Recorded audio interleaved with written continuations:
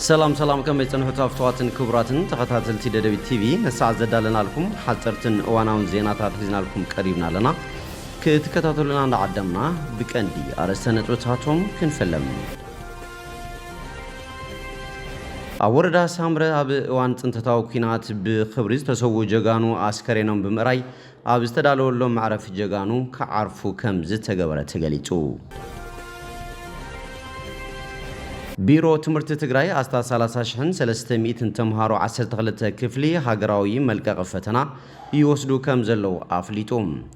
140 ተምሃሮ ዞባዶ ትግራይ በሰንክ ስደትን ካልኦት ጸገማትን ፈተና ከም ዘይቀረቡ ድማ ተገልጾም ሃገረ እግዚአብሔር ቅድስት ትግራይ ዘርእስታ መጽሐፍ ብፁዕ አቡነ ናትናኤል ተመረቃም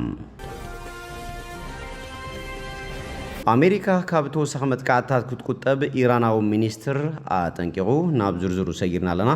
ምሳለታው ዜናታት ቢንያም ሐድሽ ሰናይ ምክትታል አወረዳ ሳምረ አብ እዋን ጄኖሳይዳው ኩናት በኽብርዝ ተሰው ጀጋኑ አስከሬኖም በመራይ አብ ዝተዳለወሎም ማዕረፍ ጀጋኑ ከዓርፉ ከም ዝተገበረት ሓቢሩ አወረዳ ሳምረ ጣቢያታት ደቀራ ወይንን በርዝባን ዝነበረ አስከሬን እዞም ጀጋኑ 23 ሰነ ካብ ዝተቀበርሉ ከባብታት ብምምጻ ኣብ ከተማ ሳምረ ናብ ዝተዳለወሎም ማዕረፍ ጀጋኑ ስድራ ስዋት መራሕቲ ሃይማኖት ሓይልታት ጸጥታ ትግራይን መላእ ነባር ወረዳ ሳምረን ኣብ ዝተረኸብሉ ብኽብሪ ከዓርፉ ተገይርሎም ኣብቲ ስነ ስርዓት ተረኺቦም መልእኽቲ ዘሕለፉ ኣመሓዳር ወረዳ ሳምረ ኣይተ መዝገበ ጣዓመ ከም ዝገለጽዎ እዞም ጀጋኑ ብኽብሪ ናብ ማዕረፊኦም ምምጻእ ጥራይ እኹል ከም ዘይኮነ ብምሕባር ዝወደቁሉ ዕላማ ኣብ ሸቱ ክበጽሕ ክንሰርሕ ይግባእ ክብሉ ገሊጾም ዘለናሉ ወቅቲ ክራማት ምስቲ ምዃኑ ንስድራ ስዋዓት ኣብ ክረምታዊ ማዕቶት ደገፍ ክግበረሎም ከም ዝግባእውን ኣገንዚቦም ካብ ሓይልታት ጸጥታ ትግራይ መልእኽቲ ዘሕለፈ ተጋዳላይ ሓጎስ ገብረ ብወገኑ እዞም ጀጋኑ ዝዓርፉ ዝተፈናቀለ ህዝብና ናንበረበቱ እንትምለስ ግዛእታዊ ሓድነትና እንትረጋገጽን ሓድነታ ዝተጠናኸረት ትግራይ እንትገሃድን ምዃኑ አሚንና ክንጓዓዝ ይግባእ ክብል ገሊጹ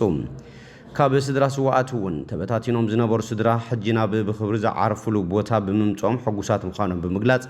ክንሓዝንን ክንቆዝምን የብልናን ብምባል ዝዓርፉሉ ቦታ ሓወልቲ ክንሰርሓሎም ይግባእ ክብል ገሊጾም ቢሮ ትምህርቲ ትግራይ አስታ 30300 ተምሃሮ 12 ክፍሊ ሃገራዊ መልቀቅ ፈተና ይወስዱ ከም ዘለው አፍሊጡ እቲ ፈተና ኣብ ዩኒቨርሲቲ መቐለ ሓላፊት ቢሮ ዶክተር ኪሮስ ጉዕሽ ምስ ፕሬዝዳንት ግዚያዊ ምሕዳር ትግራይ ሌተናንት ጀነራል ታደሰ ወረደ ብምዃን ብዕሊ ኣጀሚሮም ፕሬዝዳንት ግዚያዊ ምሕዳር ትግራይ ሌተናንት ጀነራል ታደሰ ወረደ ድሕሪ ምጅማር እቲ ሃገራዊ ፈተና ብዝሕለፍዎ መልእኽቲ ብዙሕ ፈተናታት ሰጊሮም ንፈተና ንዝተቐመጡ ተፈተንቲ ሰናይ ዕድል ተመኒዮምሎም እቶም ተምሃሮ ብሰንኪ ጄኖሳይዳዊ ኩናት ናይ ትምህርቲ እዋኖም ከም ዝተጓተተ ዘዘኻኸሩቶም ፕሬዝዳንት ጸገማት ተጻዊሮም ንፈተና ክቕመጡ ንዘብቅዕዎም ወለድን መምሃራንን ዘለዎም ናዕዳ ገሊጾም እቶም ፕሬዝዳንት ኣብ ትምህርቲ ዘሎ ጸገም ምፍታሕ ስራሕ ከም ዘድሊ ድማ ኣመላኺቶም ሃገራዊ ፈተና 12 ክፍሊ ብዕሊ ከም ዝጀመረ ዝገለጹ ሓላፊ ቢሮ ትምህርቲ ትግራይ ዶክተር ኪሮስ ጉዕሽ ግዚያዊ ምሕዳር ትግራይ ኣብ ዘመሓድረን ወረዳታት ትግራይ ኣብ 246 ካልኣይ ብርኪ ኣብያተ ትምህርቲ ትምህርቶም ክከታተሉ ዝሓገዩ 36300 ተምሃሮ 12 ክፍሊ ኣብ 4 ኣብ ትግራይ ዝርከባ ዩኒቨርሲቲታት እቲ ፈተና ይወሃብ ከም ዘሎ ገሊጾም እቲ ፈተና ብወረቐትን ብኦንላይን ይወሃብ ከም ዘለውን ገሊጾም ብኻልእ ዜና 140 ተምሃሮ ዞባዶ ትግራይ ብሰንኪ ስደትን ካልኦት ጸገማትን ንፈተና ከም ዘይቀረቡ ተገሊጹ ጉዳያት ኮሙኒኬሽን ከተማ ማጨው ኣብ ዝለኣኹ ሓበሬታ ኣብ ዝጀመረ ሃገራዊ ፈተና 12 ክፍሊ 1158 ተምሃሮ ተፈጥሮ ሳይንስ ኣብ ዩኒቨርሲቲ ራያ ፈተና ከም ዝጀመሩ ገሊጹ ጠማት ትምህርቲ ትዞባ መምህር ሰማን ሞላ ከም ዝበልዎ ኣብዛ ዓመት ትምህርቶም ክከታተሉ ካብ ጸንሑ 582 ደቂ ኣንስትዮ ዝርከቦም 1309 ተምሃሮ ተፈጥሮ ሳይንስ እቶም 140 ብዝተፈላለዩ ምኽንያታት ንፈተና ከም ዘይቀረቡን ካብኣቶም እቶም 21 ብምኽንያት ዘይሕጋዊ ስደት ምዃኖም ገሊጾም ካብቶም ንፈተና ዝቀረቡ እቶም 668 ብበየነ መረብ ዝፍተኑ ምዃኖም ዝተገለጸ ኮይኑ ኣብ ዩኒቨርሲቲ ራያ ኣጠቃቅማ ኮምፒውተር ክከታተሉ ምጽንሖም ድማ መምህር ሰማን ሞላ ገሊጾም ኣብቲ ካብ ሎሚ ጀሚሩ ክሳብ 8 ሓምለ 2017 ዓ.ም ዝወሃብ ሃገራዊ ፈተና ኣብቲ ዞባ ብማሕበራውን ተፈጥሮ ሳይንስን 3354 ተምሃሮ ክፍተኑ ትፅቢት ከም ዝግበር መምህር ሰማን ሓቢሮም ክብል ጉዳያት ኮሙኒኬሽን ከተማ ማጨው ጸብጺዎም። ሃገረ እግዚአብሔር ቅድስት ትግራይ ዘርእስታ መጽሓፍ ብፁዕ አቡነ ናትናኤል ተመሪቃ። በሊቀ ጳጳስ ምዕራብ ትግራይ ሕሞራ ሃገረ ስብከትን አባል ቅዱስ ሲኖዶስ ኦርቶዶክስ ተዋሕዶ ቤተክርስቲያን ትግራይን ብፁዕ አቡነ ናትናኤል ዝተጻሕፈት ሃገረ እግዚአብሔር ቅድስት ትግራይ ዘርእስታ መጽሓፍ ሰንበት 22 ሰነ 2017 ዓመተ ምህረት ኣብ ከተማ መቐለ ተመሪቃ። ኣብ ስነ ስርዓት ምረቓ ዝተረኸቡ ብፁዕ አቡነ ኢሳያስ ሊቀ ጳጳስ ዞባ መቐለ ሃገረ ስብከት ከም ዝገለጽዎ ብፁዕ አቡነ ናትናኤል መጽሓፍ ሕቲሞም ንኣንበብቲ ምብቅዖም ድሕሪ ምምስጋን ካልኦት እውን ዝፈልጥዎ ንኽጽሕፉን ንኽስንዱን ጻውዒት ኣቕሪቦም። ኣብቲ ምረቓ መጽሓፍ ብፁዓን ኣበው ሊቃነ ጳጳሳት፣ መምሃራን፣ ካህናት፣ ዲያቆናት፣ ኣባላት ቤት ትምህርቲ ሰንበትን ካልኦት ዕዱማት ሃጋይሽን ከም ዝተረኸቡ ድማ ንምፍላጥ ተኻኢሉሎም። ዜና ወጻኢ ኣሜሪካ ካብ ተወሳኺ መጥቃዕትታት ክትቁጠብ ኢራናዊ ሚኒስትር ኣጠንቂቖም። ኣሜሪካ ዳግማይ ዲፕሎማስያዊ ዝርርብ ክትጅምር እንተኾይና ኣብ ልዕሊ ኢራን ተወሳኺ መጥቃዕቲ ካብ ምክያድ ክትቁጠብ ከም ዘለዋ ምክትል ሚኒስትር ጉዳያት ወጻኢ ቴህራን ሓቢሮም።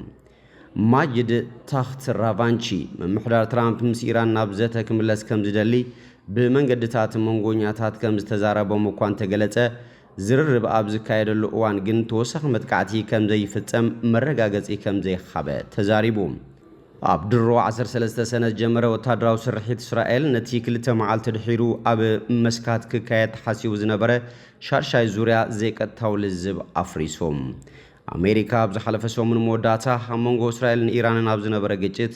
ብቐጥታ ዝተሳተፈት ኮይና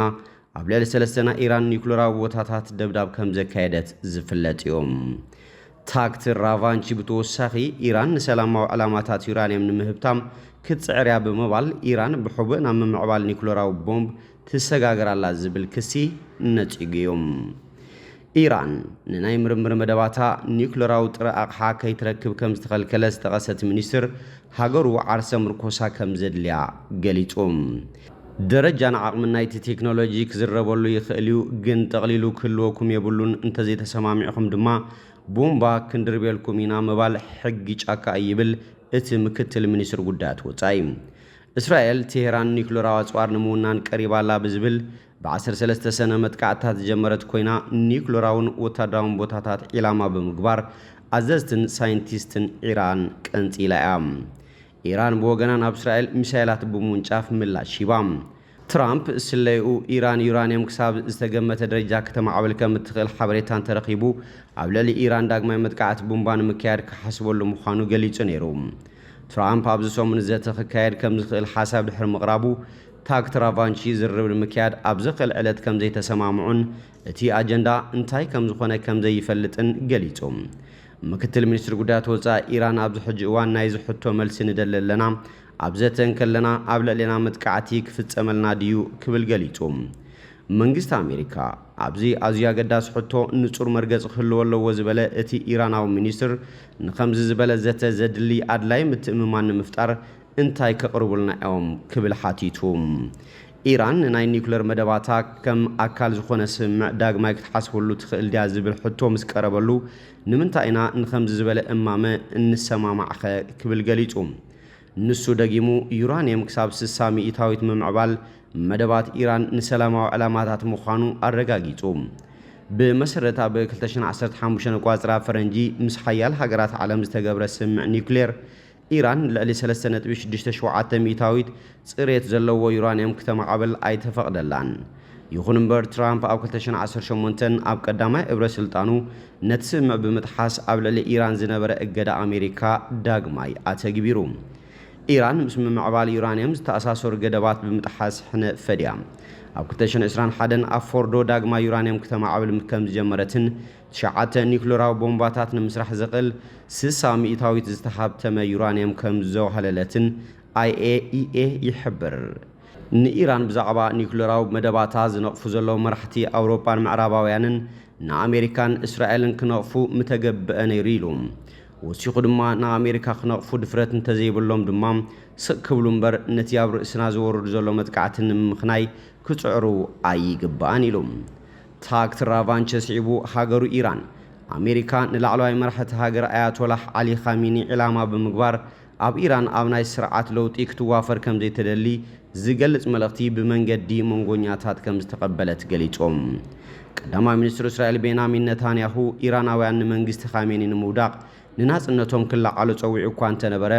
ድሕርቲ ኣብ ዝሓለፈ ሰሙን ዝተበጽሐ ተኹስ ደው ናይ ምባል ስምዕ ግን ትራምፕ ተማሳል ድሌት ከም ዘይብሉ ገሊጾም ገለ ኢራናውያን ብገለ ተግባራት መንግስቲ ቅሬታ ክህልዎም ዝኽእል እኳ እንተኾነ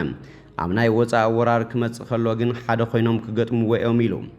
እቲ ምክትል ሚኒስትር ጉዳያት ወፃኢ እቲ ምስ እስራኤል ዝተገብረ ተኹስ ደው ናይ ምባል ስምምዕ ክቕጽል ስለምዃኑ ሙሉእ ብሙሉእ ንጹር ኣይኮነን ኢሉ ንሱ ብተወሳኺ ኢራን ኣብ ልዕሊና ወታደራዊ መጥቃዕቲ ክሳብ ዘይተፈጸመ ብደቂቕ ክትከታተሎ ምዃና ገሊጾም ኣብ ወሽመጥ ፋርስ ዝርከባ ዓረብ ሃገራት መሓዙት ኢራን ንዝርርብ ዘድላ ሃዋህው ንምድላው ዝከኣለን ይጸራ ኣለዋ ኢሉ ኳታር ነቲ ሕጂ ዘሎ ተኹስ ደው ናይ ምባል ስምምዕ ኣብ ምትእስሳር ቁልፊ ታራ ከም ዝተጻወተት ይዝረብ ወሲኹ ድማ ኩናት ኣይንደልን ኣብ ዘተን ዲፕሎማስን ክንዋፈር ንደሊ ግን ድማ ክንዳሎን ክንጥንቀቕን ኣለና ዳግማይ ክንግራህ ኣይግባእን ክብል ገሊጾም እምበር ከስፍትዋትን ክቡራትን ተኸታተልቲ ደደቢት ቲቪ ንሰዓት ዘዳለናልኩም ዜናታት ነዚኦም ይመስሉ ስለትምክታልኩም ኣመስጊና በኻልኦት ሳውንድ ረኸብ ሰሰናይና ኣኹም